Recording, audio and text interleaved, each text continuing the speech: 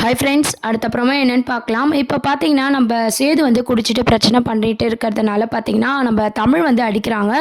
அடித்ததும் வந்து வீட்டில் இருக்க எல்லாருமே வந்து ஷாக்காக பார்க்குறாங்க. ஐயோ, என்ன மாப்பிள்ளையை போய் இவ கை நீட்டி அடிச்சிட்டாளே அப்படின்ற மாதிரி தமிழோட அம்மா எல்லாருமே வந்து பார்த்துட்ருக்காங்க. அப்போ பார்த்தீங்கன்னா நம்ம பாட்டிம்மா என்ன நினைக்கிறாங்கன்னா, குடிச்சிட்டு பிரச்சனை பண்ணுறவனுக்கு இது தேவை தான் அப்படின்ற மாதிரி நம்ம தமிழ் பக்கம் பேசிகிட்டு இருக்காங்க.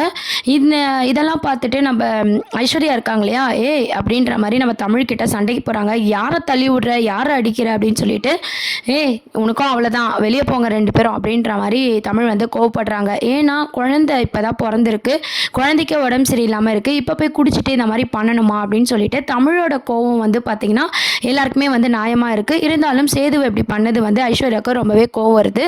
அதுக்கப்புறம் பார்த்தீங்கன்னா சேதுவை கூட்டிகிட்டு ஐஸ்வர்யா வந்து அந்த கொட்டா இருக்கிற இடத்துக்கே போயிடுறாங்க. நம்ம ஈஸ்வரிக்கு கால் பண்ணி ஐஸ்வர்யா வந்து சொல்லி அழுகுறாங்க.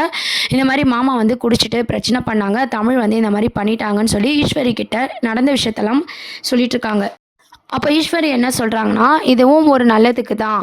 இப்போ அவன் குடித்ததுனால அவனுக்கு எதுவுமே ஞாபகம் இருக்காது, தமிழ் பண்ணது எதுவுமே அவனுக்கு ஞாபகம் இருக்காது. நீ காலையில் சேது தெளிஞ்சதுக்கப்புறம் தமிழ் அடித்த விஷயம், தள்ளிவிட்ட விஷயம் எல்லாத்தையும் வந்து பார்த்திங்கன்னா நீ சேதுக்கிட்ட ஒன்று விடாமல் சொல்லிவிடு அப்படின்ற மாதிரி ஏற்றி விட்டுட்ருக்காங்க ஈஸ்வரி ஐஸ்வர்யா கிட்ட. அப்போ தான் சேது வந்து உங்ககிட்ட பாசமாக இருப்பான், அந்த குழந்தைய பார்க்க அடிக்கடி போக மாட்டான் அப்படின்னு சொல்லிட்டு ஈஸ்வரி வந்து ஐடியா பண்ணுறாங்க. உடனே ஐஸ்வர்யா வந்து சரி நான் பார்த்துக்கிறேன் அப்படின்ற மாதிரி சொல்கிறாங்க.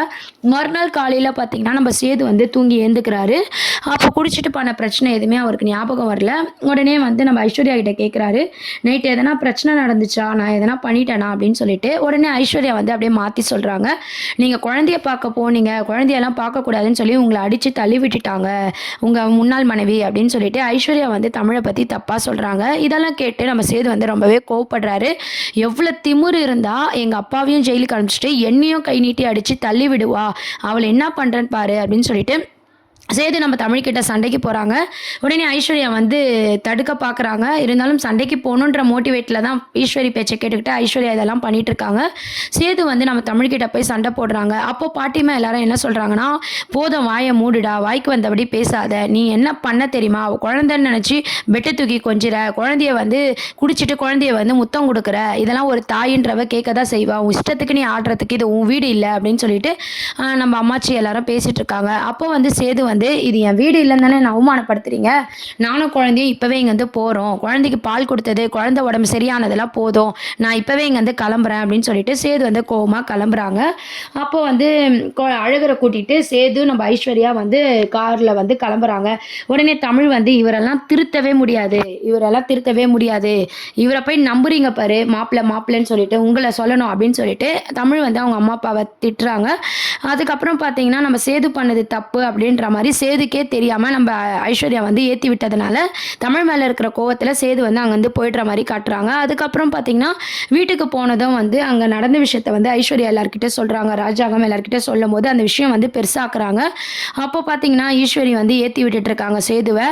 உன் பேரை இன்ஷியலாக போடலை, உன்னை அவமானப்படுத்தினா உங்கள் அப்பாவை ஜெயிலுக்கு அமிச்சா இப்போ உன்னையே கை நீட்டி அடித்து வெளியே போக சொல்கிற, அவள் திமிர் பிடிச்சவ சேது, நீ தான் கொட்டா போட்டு அவள் வீட்டு வாசலில் நீ காத்துட்டு இருந்த, பார்த்தல குழந்தைக்காக நீ பணிஞ்சு போனல, அவள் அதை எப்படி யூஸ் பண்ணிக்க, நான் திமிர் பிடிச்சவ அப்படின்னு சொல்லிட்டு தமிழை பற்றி தப்பாக ஈஸ்வரி வந்து சேதுக்கிட்ட சொல்லி ஏற்றி விட்டுட்டு இருக்காங்க. அப்போ பார்த்தீங்கன்னா ராஜாங்கம் வந்து சரிப்பா நீ இப்போ தான் வந்திருக்க, முதல்ல உள்ளே போய் குளிச்சுட்டு ஃப்ரெஷ் ஆகு அப்படின்ற மாதிரி சேதுவை சமாதானம் பண்ணி அனுப்பிச்சி வைக்கிறாங்க.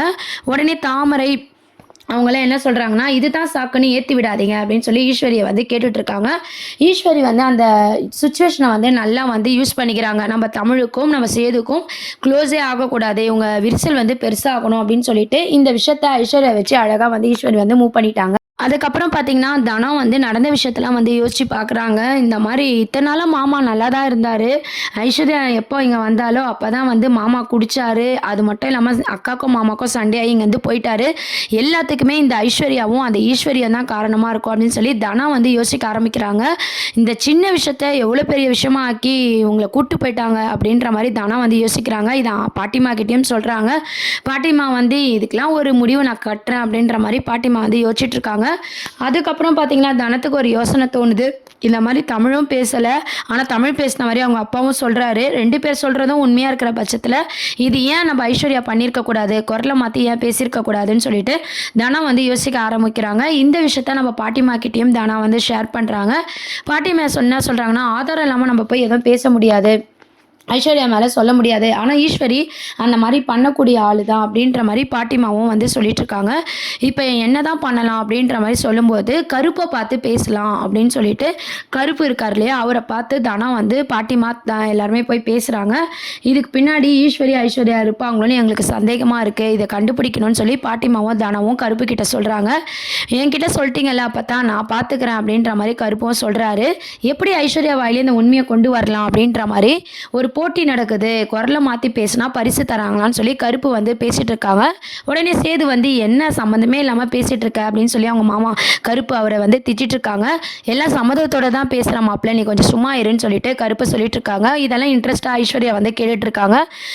ஃபஸ்ட்டு ப்ரைஸ் எவ்வளோ அப்படின்ற மாதிரி இன்ட்ரெஸ்ட்டாக கேட்குறாங்க. உடனே ஈஸ்வரி வந்து நம்ம ஐஸ்வர்யாவை தனியாக கூப்பிட்டு போய், நீ பாட்டு நீ ஏதோ உளறி வைக்காத, நீ வந்து குரலை மாற்றி பேசின உண்மை வந்து தெரிஞ்சிருக்கு போல கருப்புக்கு, அதான் போட்டு வாங்குறான், நீ உஷாராயிரு அப்படின்ற மாதிரி ஈஸ்வரி வந்து நம்ம ஐஸ்வர்யாவுக்கு வந்து சொல்லி கொடுக்குறாங்க. உடனே ஐஸ்வர்யாவும் கரெக்டு தான் அப்படின்னு சொல்லிட்டு உடனே தெரியும்னு சொல்லிட்டு அதுக்கப்புறம் சமாளிக்கிறாங்க கருப்பு கிட்ட. அப்போ கருப்பு வந்து கன்ஃபார்ம் பண்ணிக்கிறாரு, இவங்க தான் ஏதோ வேலையை பண்ணியிருக்காங்கன்னு சொல்லிட்டு. உடனே வந்து பாட்டிமா கிட்ட போய் சொல்கிறாங்க, நீங்கள் நினச்ச மாதிரி நான் போட்டு வாங்கினேன், ஐஸ்வர்யாவும் வந்து குரலை மாற்றி பேசினா எவ்வளோ பரிசெல்லாம் கேட்டுச்சு, அப்புறம் ஈஸ்வரி வந்து தனியாக கூப்பிட்டு போனதுக்கப்புறம் மாற்றி பேசுகிறாங்க, இவங்க பண்ண வேலையாக தான் இருக்கும் அப்படின்னு சொல்லிட்டு கருப்பு வந்து சொல்லி கன்ஃபார்ம் பண்ணுறாரு. உடனே பாட்டிமா தானோ கருப்பு இவங்களாம் என்ன யோசிக்கிறாங்கன்னா, கூடிய சீக்கிரம் இது சேதுக்கு புரிய வச்சு சேது வந்து ஐஸ்வர்யா தான் தப்பு பண்ணா தெரிஞ்சுக்கிட்டா தமிழும் சேதுவும் ஒன்றா சேர்ந்துருவாங்க அப்படின்னு சொல்லிட்டு இவங்க 3 பேருமே யோசிக்கிறாங்க அடுத்து என்ன பண்ணலாம் அப்படின்னு சொல்லிட்டு. இந்த மாதிரி ஒரு கதை நகர்வுகளை தான் வந்து கொண்டு போகிறாங்க. சேது வந்து என்னதான் குழந்தைங்க மேலே பாசமாக இருந்தாலும் சரி, நம்ம தமிழை புரிஞ்சிக்கிற மாதிரி க்ளோஸாக ஆன மாதிரி ஒரு வாரம் எபிசோடில் காமிச்சிருந்தாலும் கடைசியில் இந்த தமிழ் வந்து தள்ளி விட்டதுனாலையும் அடிக்க வந்ததை வந்து ஐஸ்வர்யா தப்பாக போட்டு கொடுத்ததுனால அவங்களுக்குள்ள விரிசல் பெருசானதுனால இன்னும் தமிழ் மேலே வழியப்படி வந்து சேது வந்து பகையை வளர்த்துக்கிட்டு கோவமாக இருக்கிற மாதிரி தான் எபிசோட்ஸை வந்து கொண்டு வர போகிறாங்க. இதெல்லாம் தான் அடுத்த அப்கமிங் ப்ரோமோவாக இருக்குது. அது மட்டும் இல்லாமல் இதுக்கு பின்னாடி ஐஸ்வர்யா தான் இருக்காங்க அப்படின்றத தனா வந்து கெஸ் பண்ணது கருப்பு பாட்டி இவங்களுக்குலாம் வந்து தெரியற மாதிரி காட்ட போறாங்க. ஸோ கருப்பு வந்து பார்த்தீங்கன்னா ஃபர்ஸ்ட் இதை சேது கிட்ட சொல்லுவோம் அப்படின்ற மாதிரி சேதுவை பார்த்து சொல்றாரு. சேது வந்து தமிழை காப்பாற்றணும், உன் தங்கச்சியை காப்பாற்றணுன்றதுக்காக இன்னொரு பொண்ணு மேலே பழி போடாத அப்படின்ற மாதிரி கருப்பை வந்து திட்டுறாரு. சேது வந்து பார்த்தீங்கன்னா ஐஸ்வர்யாவை முழுசாக நம்புற மாதிரி தான் காமிச்சிருப்பாங்க. இந்த சீன்ஸ் எப்போ முடிவுக்கு கொண்டு வர போகிறாங்கன்னா, ஐஸ்வர்யாவே அவங்க வாயால் உண்மையை சொல்கிற பட்சத்தில் தான் பார்த்தீங்கன்னா நம்ம சேதுக்கு உண்மை தெரியுற மாதிரி காட்ட போகிறாங்க. இதுக்கு நடுவில் நம்ம கருப்பு எந்த மாதிரியான முயற்சி பண்ண போகிறாரு, கருப்பு சொன்ன விஷயம் சேது வந்து எப்படி அதை எடுத்துக்கிட்டு உண்மையை கண்டுபிடிப்பாரா மாட்டாரா அப்படின்றதெல்லாம் வெயிட் பண்ணி பார்க்க வேண்டியது இருக்குது.